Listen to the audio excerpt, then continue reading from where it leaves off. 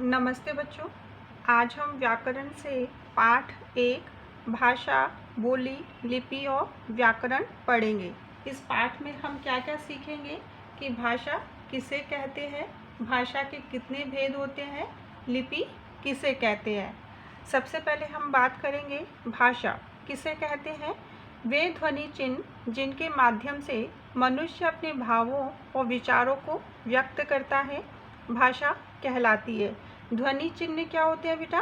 जो हमारे मुख से उच्चारित होते हैं। जैसे हमने कहा क, ख, ग या कोई भी शब्द निकाला, उसे हम क्या कहेंगे? ध्वनि चिन्ह। और इनके माध्यम से जो हम अपने विचारों को या अपने मन के भावों को व्यक्त करते हैं, वही क्या कहलाती है? भाषा। अर्थात हम कह सकते हैं कि मनुष्य अपने भावों को या विचारों का आदान प्रदान जिस माध्यम से करता है, वो क्या है? भाषा। मनुष्य क्या है? एक सामाजिक प्राणी है। वह समाज में रहता है और समाज में रहकर वह अपनी बात को किसके द्वारा प्रकट करता है? भाषा के द्वारा। और उसकी जो भाषा है वो उसके विचारों को पूर्ण और सफल अभिव्यक्त करती है। अगर भाषा न होती तो ज्ञान का प्रचार प्रसार भी नहीं होता। हम अपनी भाषा को बोलकर और लिखकर अपने भावों को प्रकट करते हैं और दूसरे व्यक्ति की कही हुई बात को सुनकर या पढ़कर हम समझते हैं। इसलिए भाषा के कितने रूप होते हैं? भाषा के कितने रूप होते हैं? 2 रूप होते हैं।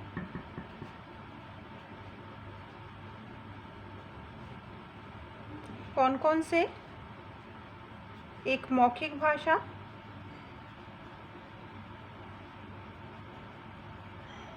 और दूसरी है लिखित भाषा।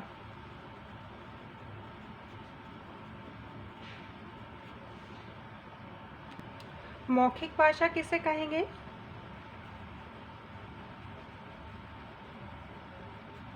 कि भाषा का वह रूप जिसमें वक्ता अपनी बात बोलकर समझाता है और श्रोता सुनकर समझता है।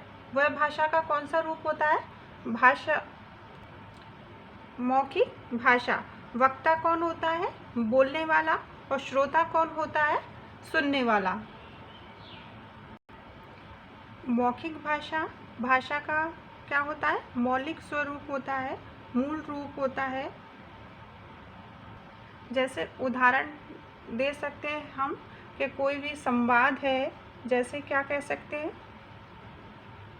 संवाद है, भाषण है, वाद विवाद है,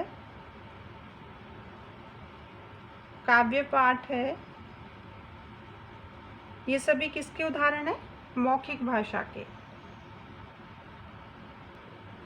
दूसरी भाषा कौन सी होती है? लिखित भाषा। दूसरी भाषा कौन सी होती है? लिखित भाषा।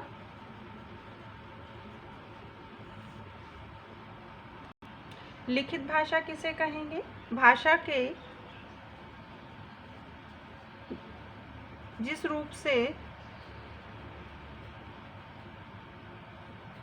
रूप में एक व्यक्ति लिखकर अपने विचारों को प्रकट करता है,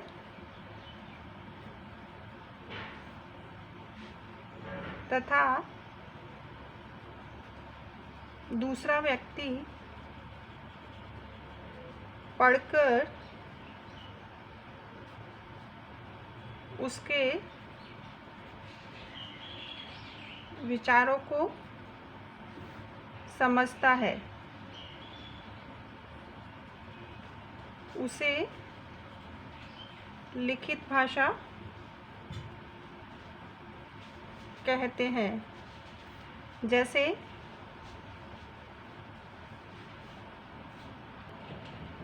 पत्र हैं, पत्रिकाएं हैं, कहानी, ईमेल, SMS,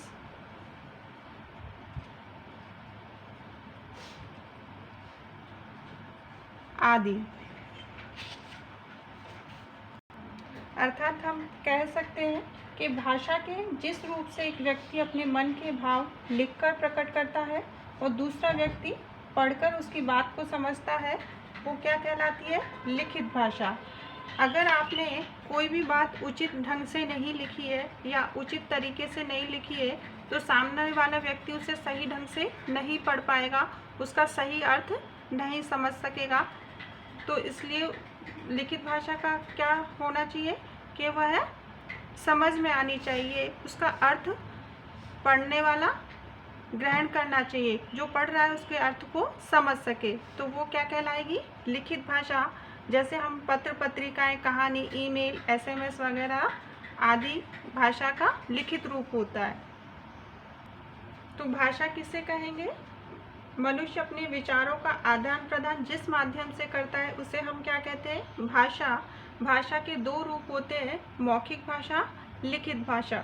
मौखिक भाषा मुख द्वारा बोली हुई मौखिक भाषा कहलाती है और लिखित भाषा जो व्यक्ति लिखकर प्रकट करता है उसे हम क्या कहते हैं? लिखित भाषा। और एक और भाषा होती है सांकेतिक भाषा। जब संकेतों के प्रयोग से जब हम अपनी बात समझाते हैं या समझी जाती है तो वो कौन सी भाषा कहलाती है? सांकेतिक भाषा। जैसा कि आप चौराहे पर देखते हो, ट्रैफिक को नियंत्रित करता हुआ सिपाही या मूक बधिर व्यक्तियों का परस्पर संवाद। जो भी गूंगे बहरे व्यक्ति होते हैं वो किस भाषा का प्रयोग करते हैं? सांकेतिक भाषा का। सांकेतिक भाषा को भाषा का मान्य रूप नहीं माना जाता। एक होती है आपकी मातृभाषा।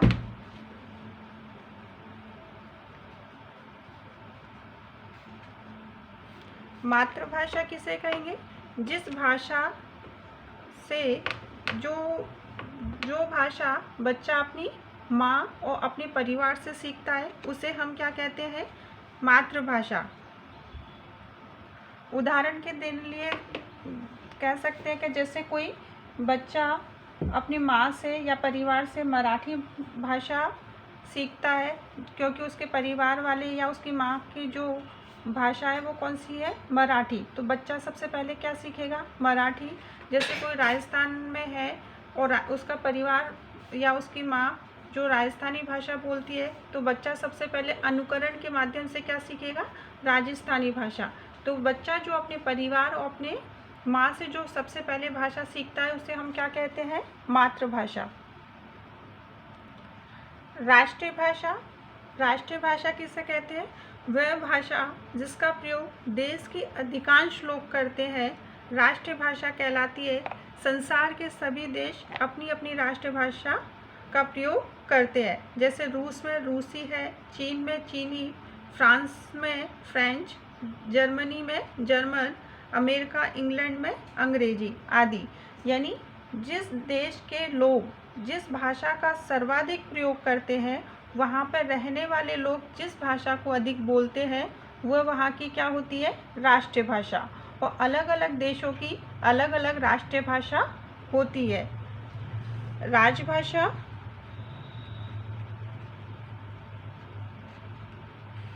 राजभाषा किसे कहते हैं? कि देश के कार्यालयों और राजकाज के लिए प्रयुक्त होने वाली भाषा क्या कहलाती है? राज्य भाषा। जैसे हमारा जो भी शासन प्रणाली है, जो भी यहाँ देश में कार्यालय है या जो भी विभाग है उसमें जिस भाषा का प्रयोग किया जाता है वह हमारी क्या कहलाती है? राजभाषा। और भारत की राजभाषा क्या है? हिंदी।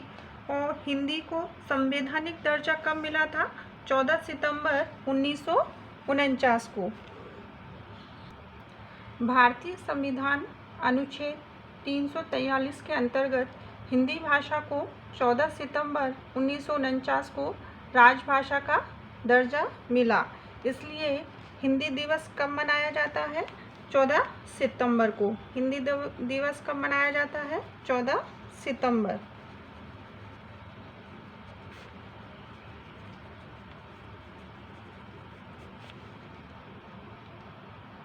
और जो भारत की संपर्क भाषा है वो कौन सी है? भारत की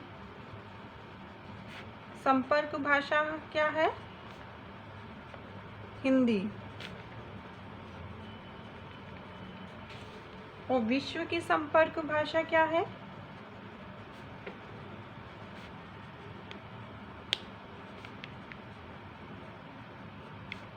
अंग्रेजी।